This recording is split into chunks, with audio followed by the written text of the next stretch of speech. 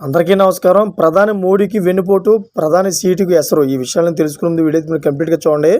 అప్పుడే మీకు complete information ఏంటో అర్థమవుతుంది. అదేవిధంగా చాలామంది వీడియో చూస్తున్నారు కానీ సబ్స్క్రైబ్ చేసుకోవడం మాత్రం మర్చిపోతున్నారు. దయచేసి సబ్స్క్రైబ్ చేసుకోండి. సబ్స్క్రైబ్ చేసుకోవడం వల్ల నేను చేసే ప్రతి ఒక్క అప్డేట్ మీరు ముందుగానే పొందగలుగుతారు.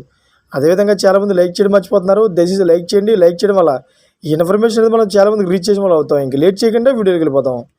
ఫ్రెండ్స్, బీజేపీలో తిరిగిలేని రాజకీయ ఆధిపత్యం చెలాయిస్తున్న ప్రధాని నరేంద్ర మోడీ 3 సార్లు ఆ సీట్లో కూర్చున్నారు. కానీ ఆయన టార్గెట్ 2029పై కూడా ఉంది. ఆయన ఇటీవల ముంబైలో జరిగిన ఓ కార్యక్రమంలో పాల్గొని మాట్లాడారు. 2029లోనూ బీజేపీ గెలుస్తుందని, తానే ప్రధాని హోదాలో మరోసారి ఖచ్చితంగా ఈ సదస్సుకు వస్తానని గట్టిగా బల్లగుద్ది మరీ చెప్పారు. అయితే దీనికి అర్థం ఇంకోసారి కూడా ప్రధాని కావాలన్నదే మోడీ ఆలోచన అని విశ్లేషకులు అంటున్నారు. అయితే బీజేపీలో మోదీకి ఈ రోజుకి గట్టిగా పట్టు ఉంది. బీజేపీకి 240 సీట్లు వచ్చాయి. అవి కాస్త 200 దగ్గర ఆగిపోయి ఉంటే మోదీ ప్లేస్లోకి చాలామంది రేసులోకి వచ్చేవారు. అయితే అటువంటి బాధ లేకుండా మూడోసారి ప్రధాని మోడీనే అయ్యారు.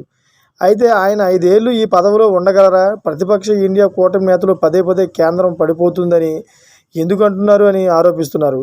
ఇండియా కూటమి నేతలు ఎందుకు అంత బలంగా ఎన్డీఏ కూటమి 5 ఏళ్ళు నడవదని నమ్మకం పెట్టుకున్నారు? ఒకవైపు జేడీయూ, మరోవైపు టీడీపీ మద్దతుతో ఎన్డీఏ నడుస్తోంది.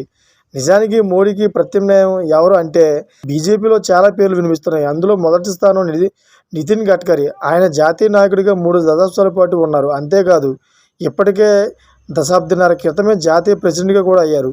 ఆయన్ను ముందుకు తీసుకురావడానికి సంఘ్ పరివార్ చూస్తుందని విశ్లేషకులు అంటున్నారు. ఈ విధంగా అయితే ప్రధాని మోడీకి సంఘ్ పరివార్ అనే ఒక సంఘం అయితే ప్రధాని మోడీకి వెన్నుపోటు పొడుస్తున్న విషయం అయితే బయటకు వస్తుంది. చూసారు ఫ్రెండ్స్, లేటెస్ట్ అప్డేట్స్ కోసం ఛానల్ సబ్స్క్రైబ్ చేసుకోండి. Thank for watching friends.